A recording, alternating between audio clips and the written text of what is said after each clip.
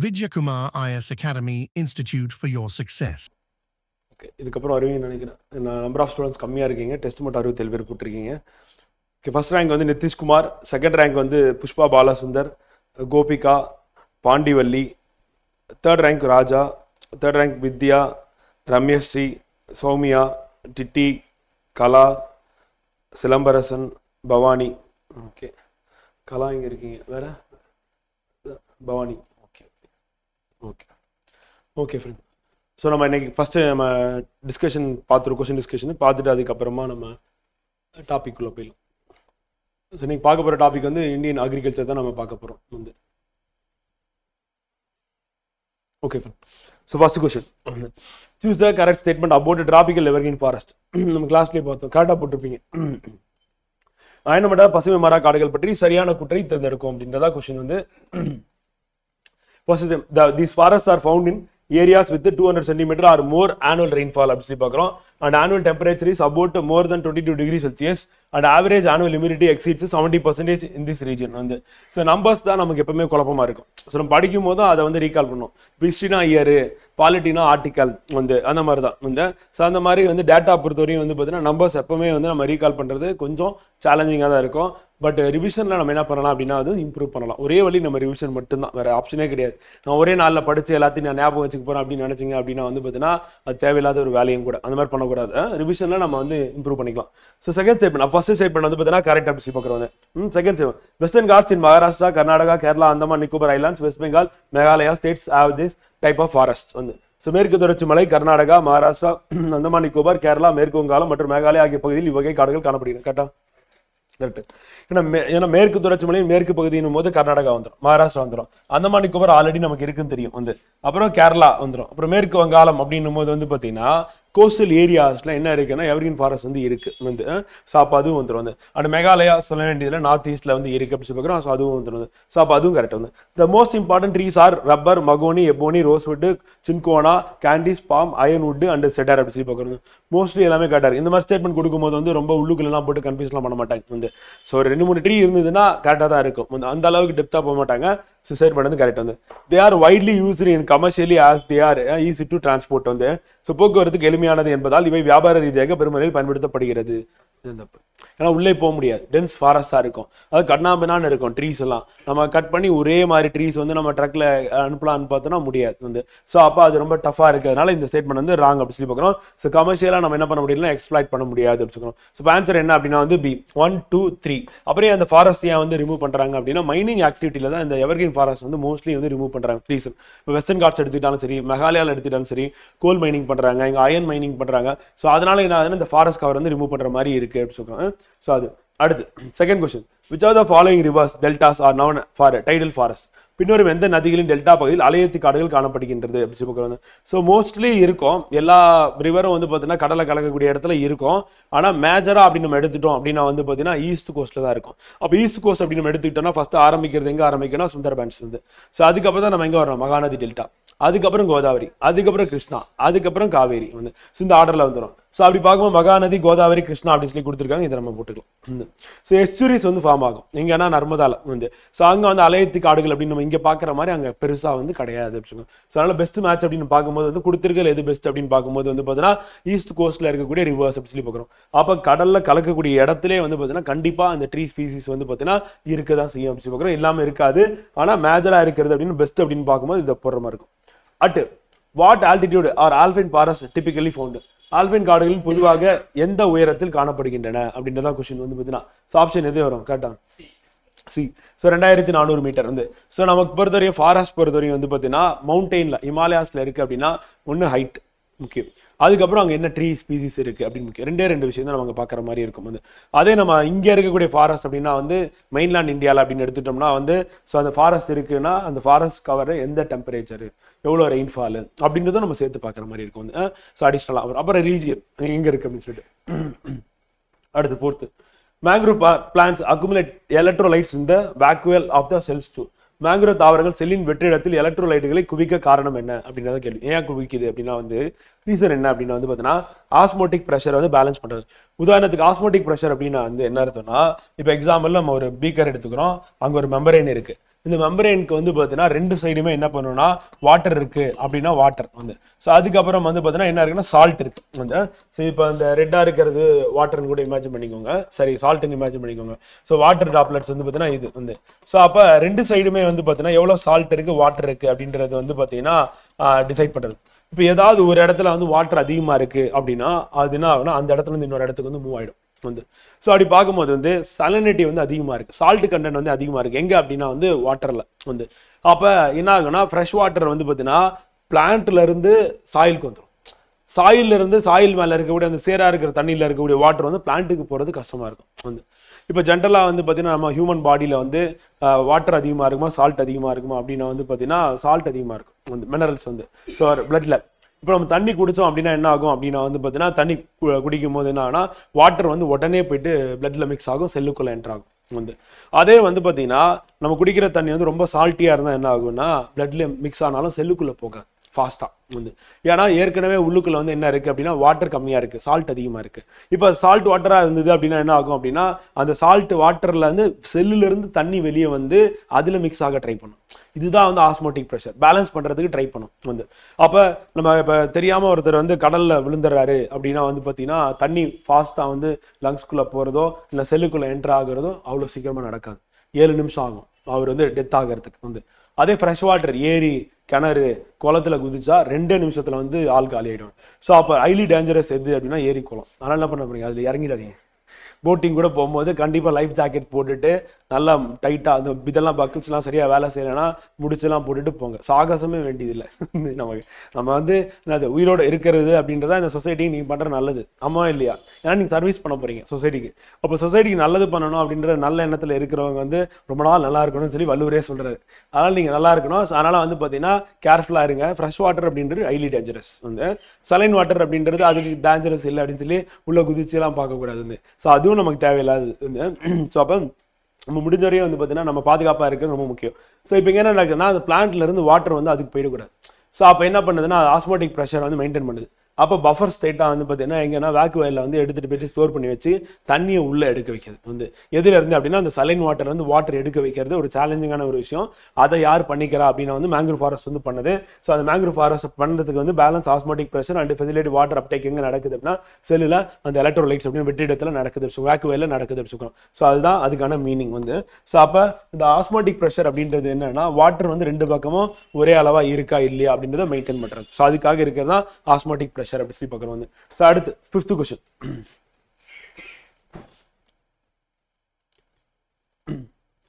Keibul Lamjao National Park is a national park in the Bishnupur district of the state of Manipur in India.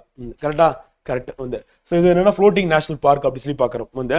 So அப்போ உலகிலேயே மிதக்கக்கூடிய national park எது அப்படின்னு கேட்டாங்கன்னா இதுதான் வந்து. So இந்த மாதிரி கொடுத்துருக்கூடாது, ரெண்டுமே கரெக்ட், அவ்வளோதான். எக்ஸ்ப்ளனேஷன்லாம் கிடையாது வந்து. ஸோ மாற்ற சொல்லியிருக்கேன். ஸோ இது ரெண்டுமே வந்து பார்த்தீங்கன்னா கரெக்ட் வந்து. ஏ வந்து கரெக்ட்னு வந்துருக்கணும், பி வந்து ரெண்டுமே இன்கரெக்ட், அப்புறம் ஒன்று கரெக்ட் ஒன்று இன்கரெக்ட் அப்படின்னு சொல்லி கொடுக்கணும். ஏன்னா இது எக்ஸ்பிளைன்லாம் பண்ணலை வந்து. ஸோ அசப்ஷன் ரீசன் நம்ம போடுறோம் அப்படின்னா வந்து பார்த்தீங்கன்னா இந்த மாதிரி கேட்க மாட்டாங்க. ஆனால் ரெண்டுமே இண்டிவிஜுவலாக கரெக்ட் அப்படின்னு பார்க்குறோம். அந்த உலகின் மிதக்கக்கூடிய அந்த ஏரி இருக்குது, அந்த ஏரியில் இந்த நேஷனல் பார்க் வந்து மிதந்துட்டு இருக்குது. ஸோ அது வந்து ஃப்ளோட்டிங் நேஷனல் பார்க் அப்படி சொல்லி சொல்லுவோம் வந்து பார்த்தீங்கன்னா. ஸோ இது இம்பார்ட்டன்ட். இது வந்து யூபிஎஸ்சியில் ஆல்ரெடி கேட்டிருக்காங்க. ஸோ நமக்கும் கேட்கறதுக்கான வாய்ப்பு இருக்குது வந்து.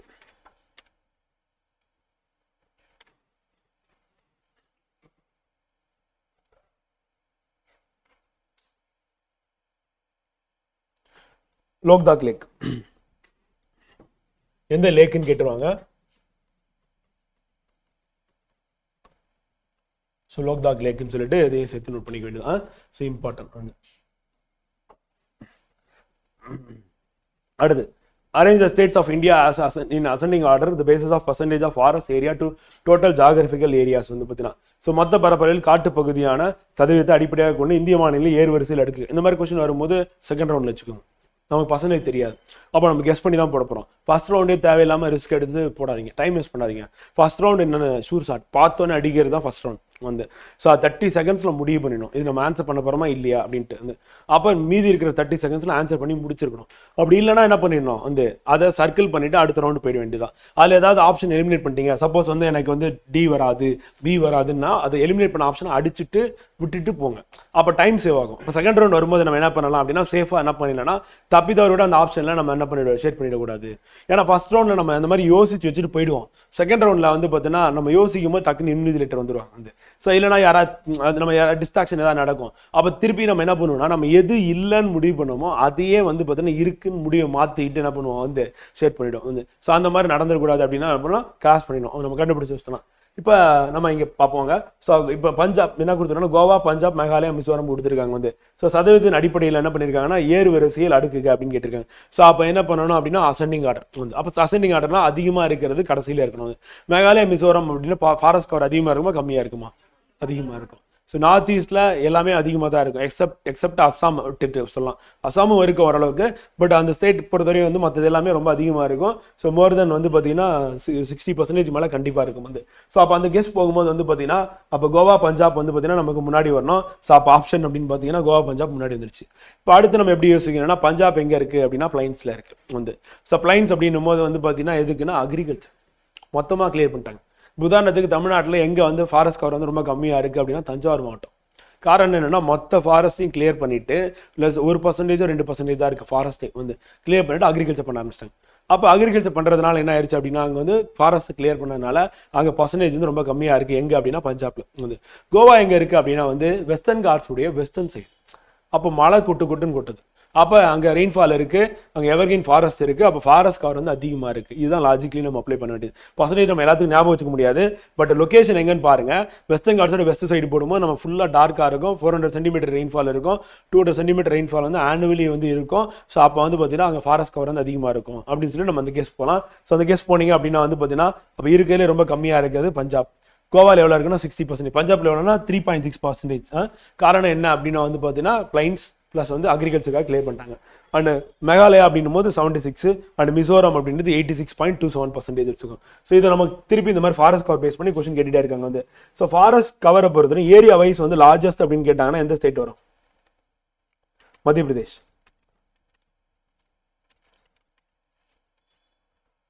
எழுதிக்கோங்க, மத்திய பிரதேஷ்.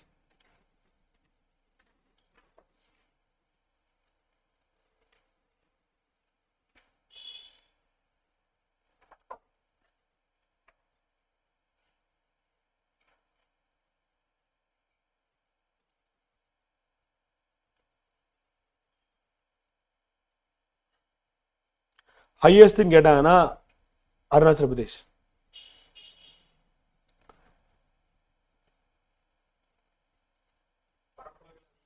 பரப்பளவில் அதிகம்னா Madhya Pradesh. Largest forest cover which ஸ்டேட்னு கேட்டாங்கன்னா மத்திய பிரதேஷ். பர்சன்டேஜ் வைஸ் கேட்டாங்க அப்படின்னா வந்து நெக்ஸ்ட் பர்சன்டேஜ். ஃபர்ஸ்ட் வந்து லார்ஜஸ்ட் ஏரியா ஃபாரஸ்ட் கவர், மிகப்பெரிய பரப்பளவில் காடு வந்து எங்கே காணப்படுகிறது, இந்தியாவில் எந்த மாநிலத்தில் காணப்படுதுன்னு கேட்டாங்க அப்படின்னா அது வந்து மத்திய பிரதேஷ். இப்போ ரீசன்ட் டேட்டா வந்துச்சு ஃப்ரெண்ட், அதை வச்சு நான் செக் பண்ணிடுறேன். பர்சன்டேஜ் மட்டும் நான் செக் பண்ணிடுறேன்.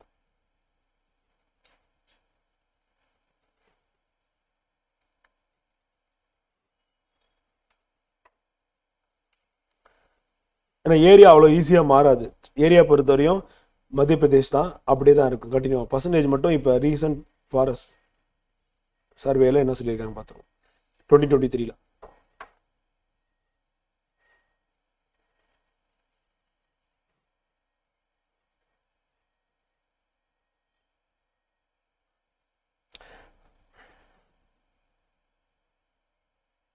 அருணாச்சல் பிரதேஷ் 2023 ஃபாரஸ்ட் கவர் வந்து ஹையஸ்ட் பர்சன்டேஜ் இதில் அருணாச்சல் பிரதேஷ். எவ்வளோ பர்சன்டேஜ் வேணா கூட நோட் பண்ணிக்கோங்க, ஒரு இன்ட்ரெஸ்டிங்காக இருக்கும். 92.86 2023.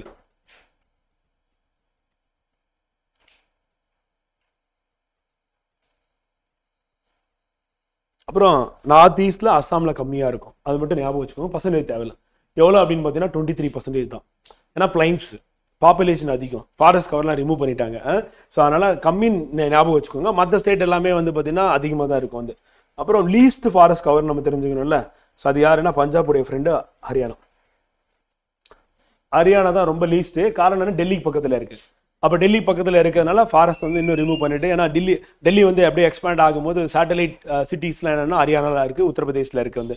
ஸோ அதனால் ஹரியானா வந்து லீஸ்ட் ஃபாரஸ்ட் கவரு.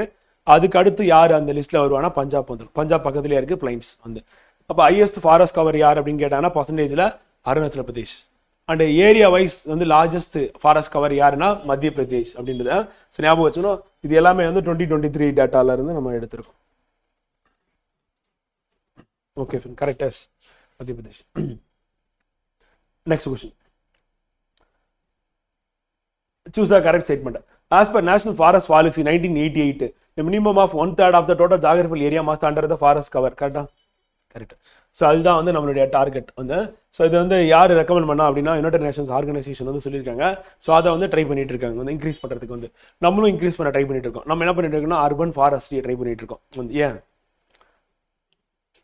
நமக்கு அர்பன் பாப்புலேஷன் அதிகம், அர்பனைஸ்டு ஏரியாஸ் வந்து அதிகமாயிட்டு இருக்கு எங்கன்னா தமிழ்நாட்டில்.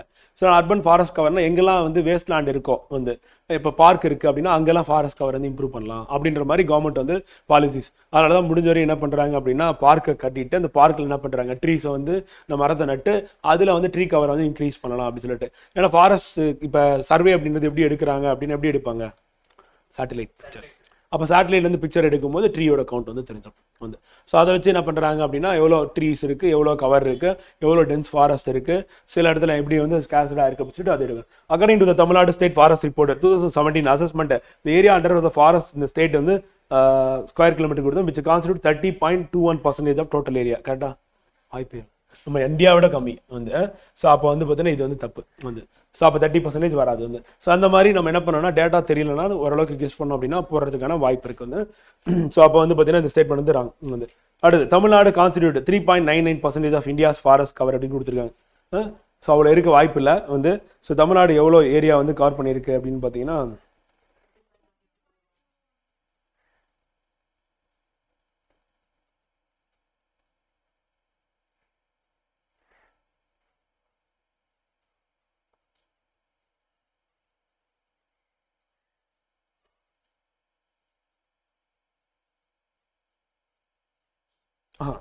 இந்தியாவில் வந்து அவ்வளோ கிடையாது. தமிழ்நாட்டில் இருக்க ஃபாரஸ்ட் கவர் எவ்வளோன்னு கேட்டாங்கன்னா 20.21. ஸோ ஃபர்ஸ்ட் ஸ்டேட்மெண்ட் வந்து கரெக்ட் வந்து. இந்தியாவில் தமிழ்நாடோட ஃபாரஸ்ட் கவர் அப்படின்னா அது கம்மி தான் ஃப்ரெண்ட். கண்டிப்பாக அவ்வளோ இருக்க வாய்ப்பு இல்லை.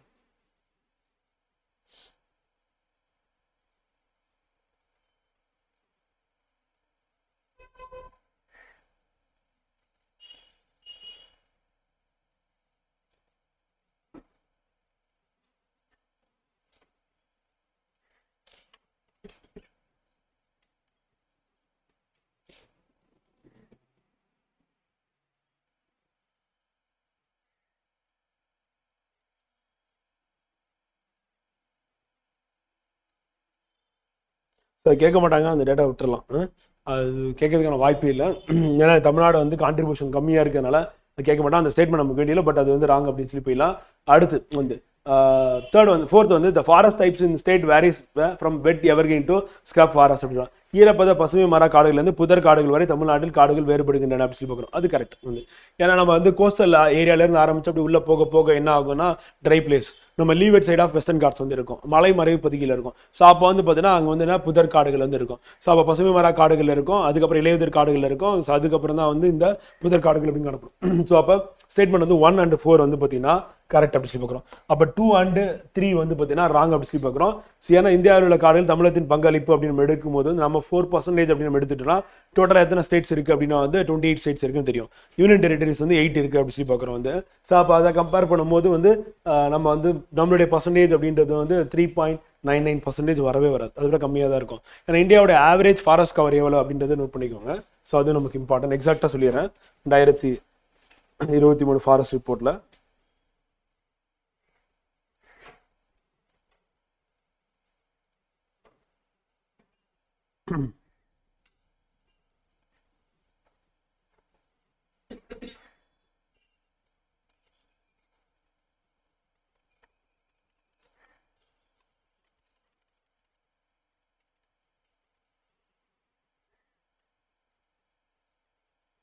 $25.17. இந்தியாவோட ஃபாரஸ்ட் கவர் வந்து 25.17%. அடுத்து which of the following statement is true about Jim Corbett national park அப்படி சொல்லி பார்க்குறோம். ஸோ ஜிம் கார்பெட் நேஷனல் பார்க்கில் எது வந்து உண்மை அப்படி சொல்லி கேட்டிருக்காங்க வந்து. So it is located in Kerala. கரெக்டா? எங்கே? உத்தரகாண்ட் அப்படி பார்க்குறோம். Correct. It is the oldest national park in India and was establish 1936 maybe. ஏன்னா நமக்கு தெரிஞ்சது ஃபர்ஸ்ட் நேஷனல் பார்க் தெரியும். ஸோ அதனால வந்து பார்த்தீங்கன்னா மேபி அப்படின்னு போட்டுடலாம் வந்து. ஸோ அப்போ இதை வச்சுப்போம். அடுத்து it was establish to protect endangered Asiatic line. கரெக்டா? பெங்கால் டைகரா? சரி, டைகர் ஓகே. வந்து பெங்கால் டைகர்னா பெங்காலில் தானே இருக்கும் ஒன்று. ஸோ அப்போ டைகர் கரெக்டு. ஏசியாட்டிக் லைன் எங்கே இருக்குது? வந்து குஜராத்தில் இருக்குது. ஸோ அதனால வந்து அது வராது. வந்து ஹிமாலயாஸ்லாம் அதெல்லாம் ஏறுறதுக்குலாம் வாய்ப்பே கிடையாது. வந்து நமக்கு தான் தெரியும் லைனை பற்றி. It is located Rajasthan and was establish இன் 1970. அதுவும் தப்பு, ராஜஸ்தான் வராது. ஸோ அப்போ நம்ம என்ன பண்ணலாம், இதுக்கு போயிட வேண்டியது. இப்போ நம்ம நோட் பண்ணிக்கலாம். இட் இஸ் ஓல்டஸ்ட் அப்படின்னு நம்ம போட்டுக்க வேண்டியது. So oldest national park in India and was establish 1936 அப்படி சொல்லி பார்க்குறோம். 1936.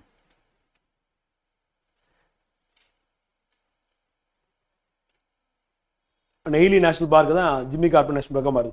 அடுத்து 9th question. Rajasthan and western part do not get much rainfall from Arabian Sea branch of southwest monsoon. கரெக்டா? கரெக்ட். வந்து ஸோ அந்த சைடு போகிறது அப்படின்னு நம்ம எடுத்துகிட்டோம். இந்தியா அப்படின்னு நம்ம எடுத்துக்கும் போது வந்து பார்த்தீங்கன்னா 2 பிரான்ச்சாக பிரியும். ஒரு பிரான்ச் வந்து அரேபியன் சி, இன்னொன்று பே ஆஃப் பெங்கால். அப்போ அரேபியன் சி பிரான்ச் அப்படின்றது இது, பே ஆஃப் பெங்கால் பிரான்ச் இது. ஸோ அப்போ அது அப்படியே போகும்போது என்னன்னா அங்கே ஆரவல்லி அப்படின்னு பேரலாக இருக்குது அப்படின்னு பார்க்குறோம் வந்து. ஸோ அதனால் ராஜஸ்தானில் அது வெஸ்டர்ன் சைட் ஆஃப் ராஜஸ்தான் அப்படி பெருசாக மழை இருக்காது அப்படின்னு பார்க்குறோம் வந்து. So Aravalli mountain located parallel to the wind direction அப்படின்னு சொல்லி பார்க்குறோம் வந்து. ஆரவல்லி மடத்தில் காற்று வீசும் திசைக்கு இணையாக அமைந்துள்ளது, பேரலல் அப்படின்னு சொல்லி பார்க்குறோம். அப்போ அதுவும் கரெக்ட் வந்து. அது இல்லாமல் இது எக்ஸ்பிளைன் பண்ணுதா ஏன் மழை இல்லைன்னு சொல்லிட்டு எக்ஸ்பிளைன் பண்ணியாச்சு. அப்போ கரெக்ட் எக்ஸ்பிளனேஷனும் கூட வந்து. ஸோ அந்த கொஸ்டின் மாற்ற சொன்னேன், இந்த கொஸ்டின் மாற்றிட்டாங்க. கொஸ்டின் நம்பர் வந்து அசிஸ்டன்ட் ரீசனில் வந்து பார்த்தீங்கன்னா சரி ஓகே டெஸ்ட் கோஆர்டினேட்டர் சொன்னேன். பட் கொஸ்டின் எடுக்கிற அந்த டீமில் இருக்கவங்க மாற்றி போட்டேன் வந்து. இது வந்து கரெக்ட் எக்ஸ்பிளனேஷன் கூட வந்து. ஸோ அதுக்கு தான் வந்து ரெண்டுமே கரெக்ட். இது இந்த கெய்பு லாம்ஜாவோ நேஷனல் பார்க் அப்படி சொல்லி நம்ம பார்த்தோம் வந்து. ஃப்ளோட்டிங் நேஷனல் பார்க் அப்படி சொல்லி பார்க்குறோம். ஸோ அது இம்பார்ட்டன் வந்து. Consider the following statement. பின்வரும் கூட்டுகளை கவனிக்கும். K2 is the highest peak in India அப்படி சொல்லி பார்க்குறோம். கரெக்டா? ஆனால் பாகிஸ்தான் கிட்ட சொன்னீங்கன்னா என்ன பண்ண மாட்டாங்க, ஒத்துக்க மாட்டாங்க. ஏன் அது பாகிஸ்தான் ஆக்குபைடு காஷ்மீர் அங்கே இருக்குது அப்படி சொல்லி பார்க்குறோம் வந்து. ஸோ அப்போ நம்ம கண்ட்ரோலே இல்லை, நம்ம சொல்லிக்கிறோம். Jog water falls is the highest water fall in India. கரெக்டா? இது பெரிய ஒரு டிபேட்டே இருக்கு வந்து. என்சிஆர்டியில் ஒரு மாதிரி இருக்குது, எஸ்சிஆர்டியில் ஒரு மாதிரி இருக்குது, நெட்டில் போனால் ஒரு மாதிரி இருக்குது. குஞ்சிக்கால் வாட்டர் ஃபால்ஸ்னு ஒன்று இருக்குது. ஸோ அது ஐஎஸ்ன்னு சொல்லி போட்டிருக்காங்க வந்து. ஜோக் ஃபால்ஸ் அப்படின்றது நமக்கு ப்ரீவியஸ் இயர் கொஸ்டின். அதனால நம்ம டெஸ்ட் கோஆர்டினேட்டர் வந்து என்ன பண்ணாருன்னா ஆல்ரெடி டிஎம்எஸ்ல கேட்டிருக்காங்க, இதான் ஆன்சராக கொடுத்துருக்காங்க அப்படி சொல்லி கொடுத்துட்டாங்க வந்து. ஸோ அதனால குஞ்சிக்கால் அப்படின்றது அதையும் எழுதிக்கோங்க. குஞ்சிக்கால்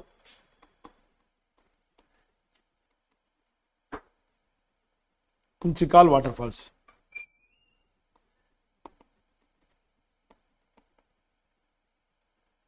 ஸோ அது வந்து ஐஎஸ்டி. இன்னொரு ஆன்சர் கூட இருக்கு, தேவையில்லை. இந்த மாதிரி டிஸ்பியூட்டடாக இருக்கிறது அப்படின்றது மோஸ்ட்லி அவாய்ட் பண்ணிவிடுவாங்க, கேள்வி கேட்கறதை விட்டுருவாங்க வந்து. சப்போஸ் கேட்டுட்டாங்கன்னா நமக்கு ஆப்ஷன் இருக்கான்னு பாருங்க. ஜோக் ஃபால்ஸ் இருந்தாலும் போட்டுருங்க, குஞ்சிக்கால் இருந்தாலும் போட்டுருங்க, ரெண்டுத்துல எது இருந்தாலும் போட்டுற வேண்டியதான். ஸோ ஜோக் ஃபால்ஸ் வந்து ரொம்ப ஃபேமஸ், கர்நாடகாவில் இருக்கு வந்து. அது வேர்ல்டு ஃபேமஸ் அப்படின்றதுனால வந்து டூரிசம் அட்ராக்ட் பண்ணுறதுனால அதுதான் மோஸ்ட்லி வரும். பட் இருந்தாலும் வந்து நெட்டில் இருக்கிறனால தெரிஞ்சுக்கணுட்டு. Deccan plateau is the largest plateau in India அப்படி சொல்லி பார்க்குறோம். கரெக்டா? கரெக்ட். ஸோ அப்போ எல்லாமே கரெக்டாக அப்படி சொல்லி பார்க்குறோம். ஸோ டி, ஆப்ஷன் டி வந்து கரெக்ட் வந்து. அதே மாதிரி நமக்கு ஈஸ்டர்ன் கார்ட்ஸ்லேயும் ஒரு பிரச்சனை வரும். இதே மாதிரி ஹையஸ்ட் பீக் என்னது?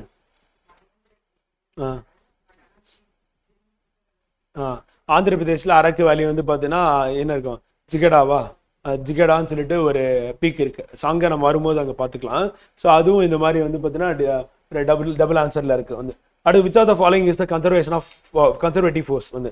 எது கன்சர்வேட்டிவ் ஃபோர்ஸ் அப்படின்னு சொல்லி சொல்றோம். இந்த electrostatic force, gravitational force and frictional force அப்படி சொல்லி பார்க்கணும். கன்சர்வேட்டிவ் ஃபோர்ஸ் அப்படின்னு நம்ம சொல்லும்போது வந்து பார்த்தீங்கன்னா மாறா விசை அப்படின்னு நம்ம எடுத்துட்டோம் அப்படின்னா வந்து ஜென்ரலாக நம்ம சொல்றது எது எது சொல்லுவோம் அப்படின்னா, ஒன்று எலக்ட்ரோஸ்டாட்டிக் வந்து பார்த்தீங்கன்னா எலக்ட்ரோஸ்டாட்டிக் ஃபோர்ஸ் அப்படின்னும் போது என்ன சொல்லணும்னா வந்து இந்த electro magnetic force and static force வந்து ரெண்டுமே நம்ம வந்து இதில் வந்து இன்க்ளூட் பண்ணி கொண்டு போவோம். அண்ட் கிராவிடேஷன் ஃபோர்ஸ் அப்புறம் நியூக்ளியர் ஃபோர்ஸ் இதெல்லாம் என்னென்ன சொல்லணும்னா கன்சர்வேட்டிவ் ஃபோர்ஸ் அப்படின்னு சொல்லுவோம் வந்து பார்த்தீங்கன்னா. ஸோ மாறா விசை அப்படின்னு சொல்லி சொல்லுவோம். ஜென்ரலாக நம்ம ஃபோர்ஸ் அப்படின்னு எடுத்துக்கும் போது இது ரெண்டுமே வந்து மாறாத விசை அப்படின்னு சொல்லி பார்க்குறோம். வந்து ஃப்ரிக்ஷனல் ஃபோர்ஸ் அப்படின்றது வந்து பார்த்தீங்கன்னா மாறக்கூடியது தான் வந்து. இப்போ நிலைமின்னல் விசை எங்கே இருக்கும் அப்படின்னா, ஒரு ஆட்டம் இருக்குது அப்படின்னா ஆட்டமுடைய நியூக்ளியஸ் இருக்கும். ஸோ அதை சுற்றி எலக்ட்ரான் வந்து சுற்றி வந்துட்டு இருக்கு அப்படின்னா வந்து பார்த்தீங்கன்னா இதில் ப்ரோட்டான் இருக்குது, நியூட்ரான் இருக்குன்னா இது ரெண்டுத்துக்கு நடுவில் இருக்கிற ஃபோர்ஸ் தான் நம்ம என்ன சொல்கிறோம் அப்படின்னா வந்து எலக்ட்ரோஸ்டாட்டிக் ஃபோர்ஸ் அப்படின்னு சொல்லி சொல்கிறோம். வந்து இது வந்து மாறவே மாறாது. காரணம் என்ன அப்படின்னா பாசிட்டிவ்லி சார்ஜ் ப்ரோட்டான் இருக்குது, எலக்ட்ரான்ஸ் வந்து நெகட்டிவ் இருக்குது, ரெண்டுத்துக்கு நடுவில் இருக்கக்கூடிய இந்த அட்ராக்ஷன் அப்படின்றத வந்து பார்த்தீங்கன்னா நம்ம நிலைமின்னல் விசை அப்படின்னு சொல்கிறோம். வந்து இந்த மாதிரி ஈர்ப்பியல் விசை அப்படின்றது மாறுமா? இதுவும் மாறாது வந்து, எப்பவுமே இருந்துகிட்டே இருக்கும். வந்து ஃப்ரிக்ஷனல் ஃபோர்ஸ் அப்படின்றது வந்து பார்த்தீங்கன்னா நம்ம கன்சர்வேட்டிவ் ஃபோர்ஸாக சொல்ல முடியாது, மாறும், சேஞ்ச் ஆகும், பேஸ்ட் ஆன் சர்ஃபேஸை பொறுத்து மாறக்கூடியது வந்து பார்த்தீங்கன்னா. ஸோ அப்போ நமக்கு ஆன்சர் என்ன அப்படின்னா வந்து பார்த்தீங்கன்னா ஏ அண்ட் பி இரண்டும் வந்து சரி அப்படின்னு சொல்கிறோம். அடுத்து 12வது கொஸ்டின், அசர்ஷன் ரீசன்.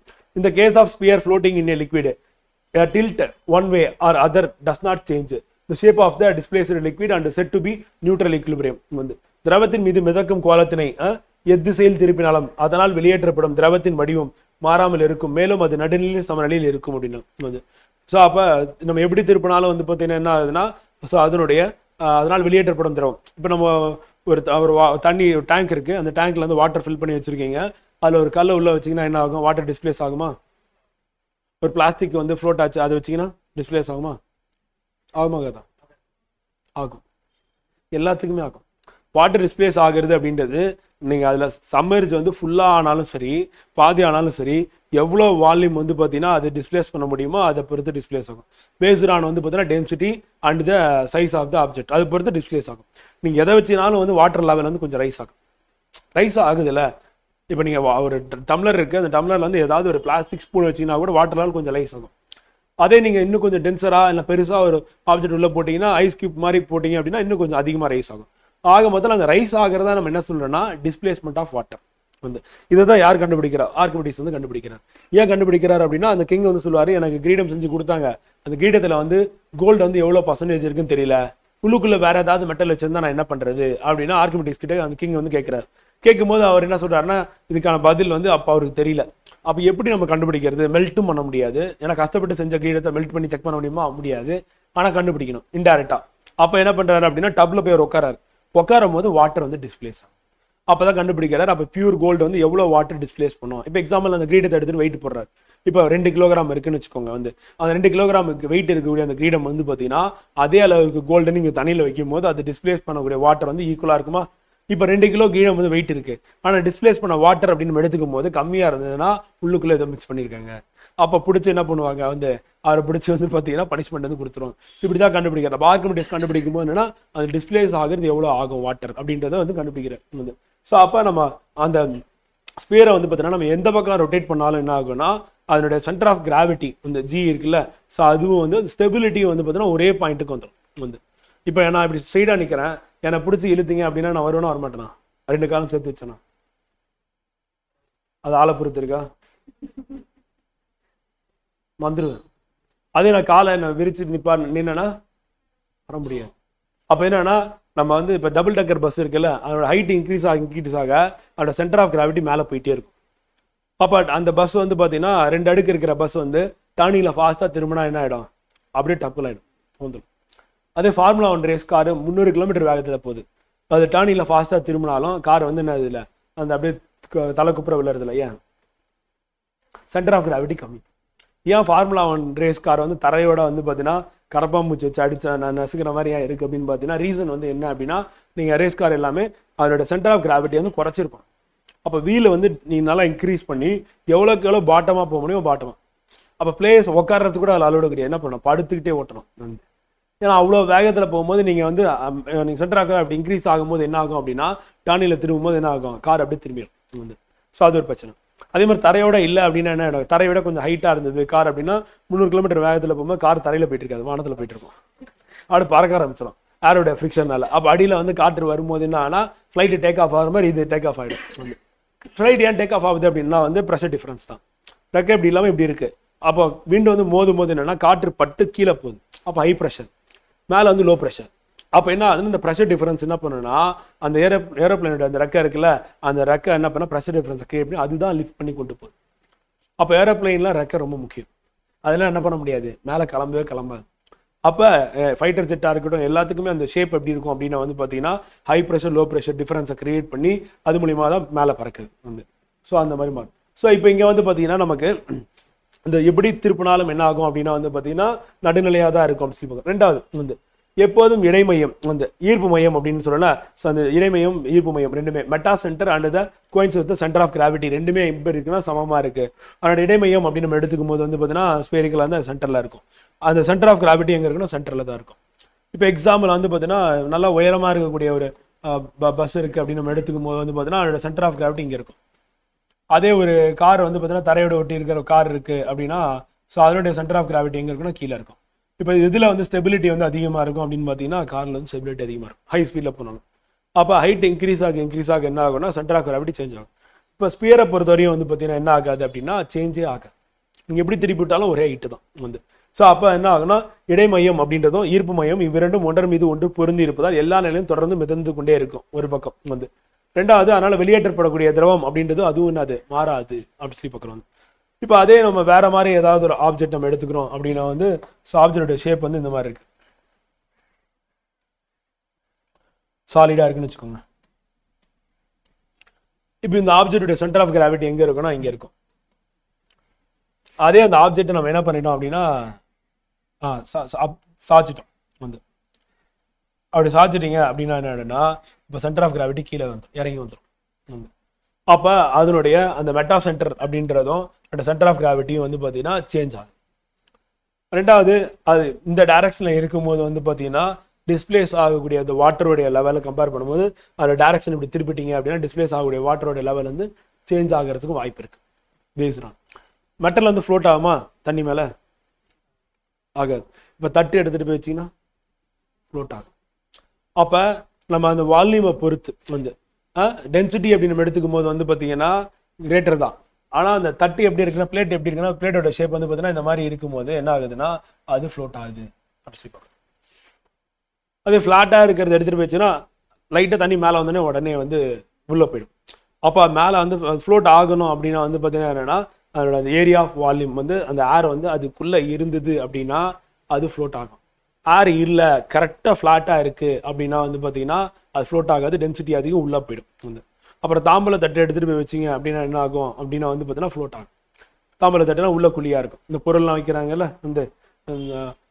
அதே வந்து பார்த்தீங்கன்னா நீங்கள் ஃப்ளாட்டாக இருக்கிற மாதிரி ஒரு பிளேட் எடுத்துகிட்டு போய் தண்ணியில் வச்சிங்க அப்படின்னா ஃப்ளோட் ஆகாது வந்து. ஸோ அது உள்ளே போயிடும் வந்து. ஸோ அப்போ அந்த அந்த அந்த இது காண்டாக்ட் பண்ணுற அந்த ஏரியா ப்ளஸ் வந்து அது எந்த அளவுக்கு வந்து வாட்டருக்கு மேலே இருக்குது அப்படின்றத பொறுத்து தான் அந்த ஃப்ளோட்டிங் அப்படின்றது மாறும். ஸோ இதை பொறுத்த வரையும் வந்து பார்த்தீங்கன்னா ஸ்பியருக்கு இதை நம்ம ஞாபகம் வச்சுக்கணும், இடைமையமும் ஈர்ப்பு மையமும் அப்படின்றது ஒன்று மேல் ஒன்று பொருந்திருக்கும். ஸ்டேட்மெண்ட்டாக கேட்பாங்க. ஸோ அது இம்பார்ட்டன் வந்து. அது மாதிரி அது எப்படி திருப்பி விட்டாலும் என்ன ஆகும் அப்படின்னா வந்து அது என்ன ஆகும், ஷேப் வந்து மாற போகிறதில்ல வந்து. ஸோ அதனால் அது வெளியேற்றப்படும் திரவமும் என்னது மாற போகிறதில்ல அப்படி சொல்லி பார்க்குறது. ஸோ கண்டிப்பாக என்ன பண்ணும், டிஸ்பிளேஸ் பண்ணும் வாட்டர் வந்து பார்த்தீங்கன்னா நீங்கள் இப்போ ஸ்விம்மிங் பூலில் நீங்கள் இறங்குறீங்க அப்படின்னா என்னன்னா வாட்டர் லெவல் ரைஸ் ஆகும். அதே வந்து ஃபுல்லாக இருக்குது அப்படின்னா நீங்கள் உள்ளே இறங்கினோடனே தண்ணி வெளியே வந்ததுன்னா அதுதான் நீங்கள் டிஸ்பிளேஸ் பண்ண வாட்டர் வந்து. அப்போ நீங்கள் டிஸ்பிளேஸ் பண்ண வாட்டரும் உங்களுடைய வெயிட்டும் வந்து ஈக்குவலாக இருக்குமா அப்படின்னா இருக்காது. இன்னொரு ரீசன் என்ன அப்படின்னு வந்து பார்த்தீங்கன்னா வாட்டர் எப்பவுமே வந்து பயான்சி ஃபோர்ஸ்ன்னு சொல்லுவோம் வந்து. நம்ம தண்ணிக்குள்ளே போனோம்னா அது நம்ம வெளியே தள்ளும், ஆமாவா இல்லையா? இப்போ வெளியில் இருக்கிற ஒருத்தர் வந்து தூக்கிறது கஷ்டமாக இருக்கும், அது தண்ணியில் இருந்தாங்கன்னா என்ன இருக்கும், தூக்கிறது ஈஸியாக இருக்கும். அதே உயிருக்கு போராடிட்டு இருக்காரு அப்படின்னா என்ன ஆகும், ரொம்ப கஷ்டமாக இருக்கும். உங்களை போட்டு அமுக்கிட்டு ஆளை காலிப்பிடுவேன். நீச்சல் தெரியும், நான் இன்னொருத்தர் காப்பாற்ற போகிறேன்னு போகவே கூடாது. என்னது அதுக்கெல்லாம் நீங்கள் ட்ரெயின் ஆகிருந்தால் தான் போக முடியும். ஏன்னா நீச்சல் அப்படின்றது என்னன்னா உங்களை காப்பாற்றிக்கிறதுக்கு தான் வந்து. நீங்கள் மற்றவங்களை காப்பாற்றிக்கலாம். அதெல்லாம் வந்து கரெக்டாக ப்ராப்பராக வந்து பார்த்தீங்கன்னா லைஃப் ஜாக்கெட் போட்டு அவங்க குதிச்சு அவங்க போய் காப்பாற்றணும் தான். பல பேர் என்ன நினச்சிட்டா நீச்சல் எனக்கு தெரியும் சொல்லி காப்பாற்ற போயிட்டு என்ன பண்ணுவோம், இவங்களுக்கே தெரிஞ்சது அரையும் குறையுமா தான். ஸோ அதை காரணமாக வச்சுட்டு போகும்போது என்ன ஆகுதுன்னா அந்த உயிரிழப்பு 1க்கு 2 வந்து ஆயிடுது வந்து. ஸோ அதனால் அங்கேயும் கேர்ஃபுல்லாக இருக்கணும் வந்து. எலக்ட்ரிக் ஷாக் அப்படின்னா ஸோ அதுலேயும் அதே தான் வந்து. அப்புறம் அந்த என்னது அந்த சீவேஜ் வாட்டர் டேங்க் இருக்குல்ல க்ளீன் பண்ணாலும் சங்கி அந்த மயக்கம் மட்டும் வந்துட்டாங்கன்னா உடனே உள்ள அடுத்தடுத்து 2-3 பேர் போகிறாங்க, அடுத்தடுத்து டெத் அப்படின்றது நடக்குது வந்து. ஸோ அதனால் கேர்ஃபுல்லாக மிசவாய்க்கஸ் ஸோ என்ன மீத்தேன் தான் வேறு யாரும் இல்லை. அடுத்து which of the following is incorrect, கீழ்கண்ட எது தவறான கூற்று அப்படி சொல்லி பார்க்குறோம் வந்து. மழை துளி பூமியை நோக்கி விழும் பொழுது என்ன நடக்கும், மேல் நோக்கிய காற்று இழுவிசைகள் அதிகரிக்குமா அது குறையுமா? இப்போ நம்ம வேகமாக வாகனத்தை ஓட்டிட்டு போகும்போது காற்று நம்மளை பின்னாடி தள்ளுற ஃபோர்ஸ் வந்து அதிகமாகுமா கம்மியாகுமா? அதிகமாகும். நம்ம காற்று அப்படின்றது என்னன்னா ஒரு ஃப்ளூயிடு வந்து. தண்ணிக்குள்ளே கையை எப்படி ஆட்டும் போது எப்படி கஷ்டமாக இருக்கு, ஏன் காரணம் என்னன்னா நம்ம எவ்வளோ ஸ்பீடாக ஆட்டுறோமோ அந்த அளவுக்கு ரெசிஸ்டன்ஸ் அதிகமாக இருக்கும். கவனிச்சிருக்கீங்களா? கையை உள்ளே வச்சு வேகமாக ஆட்டினீங்கன்னா எவ்வளோ நீங்கள் வெலாசிட்டி ஸ்பீடை வந்து இன்க்ரீஸ் பண்ணல வேகத்தை அதிகரிச்சிங்கன்னா அது இழுக்கிற ஃபோர்ஸும் அதிகமாக இருக்கும் வந்து. அப்போ காற்று அதே மாதிரி தான். காற்றுன்றதுன்னா ஃப்ளூயிடு தான், பாய்மம் தான். ஸோ அதில் வேகமாக போனீங்கன்னா அது இழுக்கிற ஃபோர்ஸ் அதிகமாக இருக்கும். அப்போ கீழ் நோக்கி வேகமாக வந்ததுன்னா மேல் நோக்கி இழுவிசை வந்து அதிகமாக இருக்கும் அப்படி சொல்லி பார்க்கணும். எங்கே அப்படின்னா வந்து பார்த்தீங்கன்னா காற்றில் வந்து. ஸோ அப்போ வந்து பார்த்தீங்கன்னா இழுவிசைகள் அதிகரிக்குமானா கண்டிப்பாக அதிகரிக்கும் வந்து. அப்போ மேலேருந்து கீழே வந்து வேகமாக வந்தால் அதிகரிக்கும். அப்போ எவ்வளோ நம்ம வேகத்தில் வரமோ அதுக்கு அதை சார்ந்து தான் என்ன இருக்கும், இழுவிசை இருக்கும் அப்படி சொல்லுவாங்க. நீங்கள் மெதுவாக போனீங்கன்னா எப்படி இருக்கும் வந்து, உங்கள் மேலே காற்று அடிக்கிற மாதிரி தெரியாது. அதே நீங்கள் வேகமாக போனீங்கன்னா எப்படி இருக்கும், காற்று வேகமாக அடிக்கிற மாதிரி இருக்கும், தள்ளுற மாதிரி இருக்கும், அண்ட் கஷ்டமாகவும் இருக்கும். அப்படி தானே இருக்கும் வந்து. ஸோ அதான் இழுவிசை. அப்போ நம்ம ஹரிசாண்டலாக போனால் மட்டும் கிடையாது, வெர்டிகலாக மேலேருந்து கீழே வந்தாலும் இதே தான். ஸோ அப்படி ஞாபகம் வச்சுக்கிட்டோம். அடுத்து it comes with zero acceleration. சுழி முடுக்கத்துடன் வரும். கரெக்டா? ஆக்சிலரேஷன் ஜீரோ ஆகுமா? இப்போ நான் 2 வீலர் நான் போயிட்டு இருக்கேன். என்ன பண்ணுறேன் அப்படின்னா, நல்லா இமேஜின் பண்ணி ஈசிஆர் மாதிரி ரோடு. அங்கே நான் என்ன பண்ணுறேன் அப்படின்னா, ஒரு 60 km/h ஸ்பீடில், ஸ்பீட் லிமிட் அவ்வளோதான் இருக்குது, அந்த ஸ்பீடில் போகிறேன். நான் ஆக்சிலரேட்டே பண்ணல. அப்போ என்னோட ஆக்சிலரேஷன் எவ்வளோ கேட்டால் என்ன சொல்லலாம்? அப்போ ஜீரோ ஆக்சிலரேஷன் என்ன அர்த்தம்னா வெலாசிட்டி சேஞ்ச் பண்ணன்னு அர்த்தம். இப்போ நான் 60 km/h ஸ்பீட்லேயே நான் ட்ராவல் பண்ணுறேன். அப்போ மேலேருந்து வரக்கூடிய அந்த வாட்டர் ட்ராப்லெட்டாக இருக்கட்டும், பேராஷூட் வந்து ஓப்பன் பண்ணாமல் ஒருத்தர் குதிக்கிறார் அப்படின்னா அவரோட வெலாசிட்டி இன்க்ரீஸ் ஆகிட்டே இருக்கும். ஒரு கட்டத்தில் என்ன ஆகும் அப்படின்னா வெலாசிட்டி இன்க்ரீஸ் ஆக கான்ஸ்டன்ட் வெலாசிட்டியில் ட்ராவல் ஆவார். ஸோ அதுதான் என்ன சொல்லுவோம்னா டெர்மினல் வெலாசிட்டி. அப்போ மலைத்துளி வந்து பார்த்தீங்கன்னா ஆக்சிலேட் ஆகிட்டே இருந்ததுன்னா நம்ம உயிரோடு இருக்க முடியாது. ஏன்? எல்லாம் புல்லட் ஸ்பீடில் வந்து ஆளை காலி பண்ணிடும். அப்போ ஒரு கட்டத்தில் என்ன ஆகுதுன்னா இந்த ஏரோட ரெசிஸ்டன்ஸ் வந்து தடுக்குது இல்லை. ஸோ அது என்ன பண்ணுது அப்படின்னா அதோட வெலாசிட்டியை வந்து கான்ஸ்டண்ட்டாக மாற்றிடும். அப்போ அது வந்து விழும்போது வந்து பார்த்தீங்கன்னா நமக்கு என்ன இருக்குன்னா சம்டைம்ஸ் வந்து பார்த்தீங்கன்னா பெயின்ஃபுல்லாக இருக்கும். ஆனால் மோஸ்ட் ஆஃப் த டைம்ஸ் வந்து பார்த்தீங்கன்னா நமக்கு பெயின்ஃபுல்லாக இருக்கிறது இல்லை. அப்படி சப்போஸ் வந்து அதோட அது ஜீரோ ஆக்சிலரேஷன் ஆகாமல் வெலாசிட்டி இன்க்ரீஸ் ஆகிட்டே வந்துச்சுன்னா ட்ரீ பிளான்ட்ஸ் எதுவுமே வந்து உயிரோடு இருக்க முடியாது. புரியுதா என்ன சொல்லிட்டு? அப்போ மலைத்துளி வந்து நம்ம ஏன் வந்து பார்த்தீங்கன்னா புல்லட் ஸ்பீடில் ஆக்சிலரேஷன் அதிகமாகி இப்போ 5 km ஹைட்டில் வந்து வருது அப்படின்னா ஒவ்வொரு செகண்டுக்கும் என்ன ஆகும் வந்து அதனுடைய வெலாசிட்டி வந்து ஒவ்வொரு செகண்டுக்கு 10 மீட்டர் இன்க்ரீஸ் ஆகும். அப்படி இன்க்ரீஸ் ஆகும்போது வந்து பார்த்தோன்னா புல்லட் ஸ்பீடில் வரணும். ஏன் வரல அப்படின்னா வந்து பார்த்தீங்கன்னா ரீசன் வந்து என்னது? It comes with zero acceleration அப்படின்னு சொல்லி பார்க்கணும். ஸோ அதுதான் காரணம். அதே மாதிரி it comes with zero net force வந்து மொத்த விசையின் மதிப்பு சுழியுடன் மட்டும் வரும். இது ஸோ அப்போ it comes with zero net force அப்படின்னா மொத்த விசையின் மதிப்பு வந்து சுழியுடன் வரும் அப்படின்னா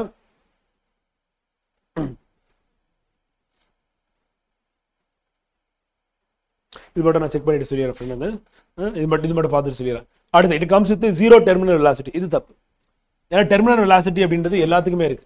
இப்போ பேராஷூட் ஓப்பன் பண்ணாமல் ஒருத்தர் மேலேருந்து குதிக்கிறாரு அப்படின்னா வந்து பார்த்தீங்கன்னா ஸோ அவருடைய டெர்மினல் வெலாசிட்டி எவ்வளோன்னு கேட்டால் 200 km/h. அப்போ எல்லா ஆப்ஜெக்ட்டுக்குமே என்ன இருக்குன்னா ஒரு டெர்மினல் வெலாசிட்டி வந்து இருக்க தான் செய்யும், இல்லாமல் இருக்காது. அப்போ பேராஷூட்டுக்கு ஒரு டெர்மினல் வெலாசிட்டி இருக்கும். ஒரு ஏர்கிராஃப்ட் வந்து இன்ஜின் ஃபெயிலியர் ஆயிடுச்சு மேலேருந்து கீழே வருதுன்னா அதுக்கு டெர்மினல் வெலாசிட்டி, ரெயின்ஃபாலுக்கு டெர்மினல் வெலாசிட்டி, ஹியூமனுக்கும் டெர்மினல் வெலாசிட்டி. டெர்மினல் வெலாசிட்டினா என்ன அர்த்தம்னா இதுக்கு மேலே திசை வேகம் இன்க்ரீஸே ஆகாது அப்படின்னு சொல்றது தான் டெர்மினல் வெலாசிட்டி. ஸோ அப்போ டெர்மினல் வெலாசிட்டி அப்படின்றது என்ன ஆகாதுன்னா சுழி ஆகவே ஆகாது. ஸோ அப்போ இது வந்து ராங் அப்படி சொல்லி பார்க்கணும். ஸோ ஸ்டேட்மெண்ட் வந்து பார்த்தீங்கன்னா 1, 2, 3 வந்து கரெக்டு அண்ட் 4th ஒன் வந்து ராங் வந்து.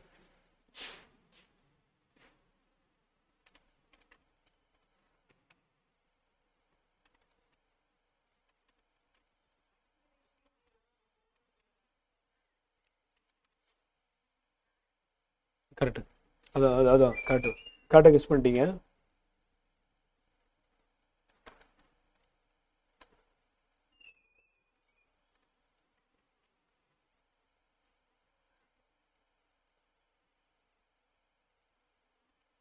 அதான் ஃப்ரெண்ட் கரெக்ட். ஸோ இப்போ ஏன் வந்து it comes with zero net force அப்படின்னா வந்து பார்த்தீங்கன்னா இங்கே ஆக்சிலரேஷன் வந்து ஜீரோ ஆயிடுச்சு. கலா அவங்க சொன்ன மாதிரி தான் அந்த. ஸோ அப்போ மாஸ் இன்ட்டு ஆக்சிலரேஷன். அப்போ ஏ அப்படின்றது வந்து என்ன ஆயிடுது அப்படின்னா நமக்கு ஆக்சிலரேஷன் வந்து இதுக்கு முன்னாடி பார்த்தோம்ல ஜீரோன்னு சொல்லியாச்சு. அப்போ நெட் ஃபோர்ஸ் என்னவா ஆகிடும்? 0 ஆகிடும் அப்படி சொல்லி அதில் சப்ஸ்டிட் பண்ணால் 0 ஆகிடும் அப்படின்னு பார்க்குறோம். ஸோ இதுதான் அதுக்கான எக்ஸ்பிளனேஷன். வந்து டெர்மினல் வெலாசிட்டி வந்து ஹியூமனுக்கு கேட்பாங்க, எழுதிக்கோங்க 200 km/h.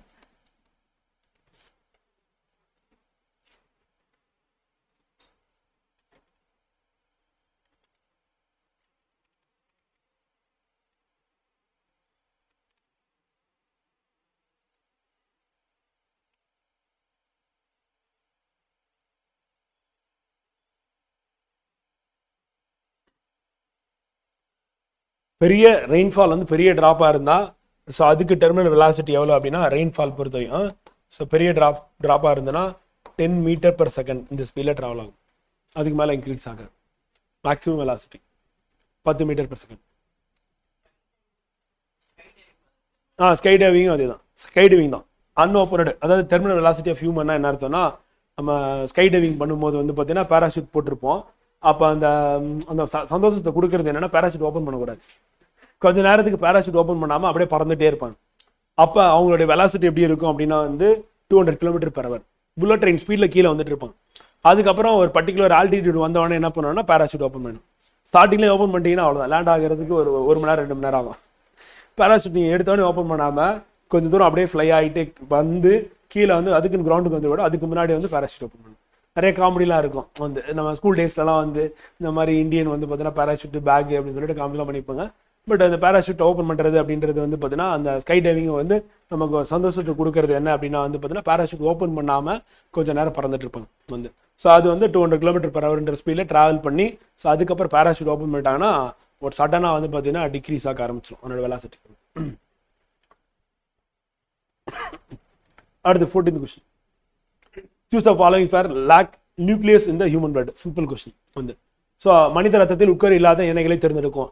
உட்கரு இல்லாதது இது ரெண்டு தான், ஆர்பிசி அப்புறம் த்ராம்போசைட்ஸ் வந்து. ஸோ 2 தான். டபிள்யூபிசியில் நியூக்ளியஸ் இருக்குது அப்படின்னு சொல்லிக்கிறோம். ஸோ ஆன்சர் வந்து டி வந்து.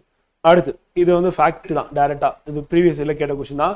விஸ்வேஸ்வரையா அப்படின்றது வந்து பார்த்தீங்கன்னா ஆட்டோமேட்டிக் வந்து பார்த்தீங்கன்னா ஸ்லூஸ் கேட்ஸ் வந்து எதில் அப்படின்னா வந்து பார்த்தீங்கன்னா ஹைட்ரோ பவர் பிளான்ட்ஸ் இருக்குல்ல, ஸோ அங்கே டேமில் வந்து. அடுத்து வெங்கட்ராமன் ராதாகிருஷ்ணன் அப்படின்றது வந்து பார்த்தீங்கன்னா சாவரிட்டி ரிசர்ச் எதில் பண்ணார் வந்து fabrication of ultra light aircraft வந்து பார்த்தீங்கன்னா ஸோ அதுக்கு வந்து யூஸ் ஆச்சு. இந்த சந்திரசேகர் அப்படின்றது வந்து பார்த்தீங்கன்னா மேட்ச் வந்து radiation of energy from stars வந்து சந்திரசேகர் வந்து. அண்ட் மேக்னட் ஷா வந்து instrument to measure the weight of pressure of solar rays அப்படியே டேரக்டாக வந்து பிடிக்கணும். இந்த மாதிரி கொஸ்டின்ஸ்லாம் ஆப்ஷன் கூட மாற்ற மாட்டாங்க, அப்படியே கேட்பாங்க. திருப்பி கேட்டுகிட்டே இருக்கக்கூடிய ஏரியா மேட்ச் த ஃபாலோயிங் வந்து. ஸோ டிஎம்பிசி பொறுத்தவரையும் வந்து. ஸோ ஆன்சர் வந்து பார்த்தீங்கன்னா பி 2143 எப்படி பார்க்குறோம் வந்து. ஸோ நம்ம கொஸ்டின் டிஸ்கஷன் வந்து இங்கே கம்ப்ளீட் பண்ணுற ஃப்ரெண்ட் வந்து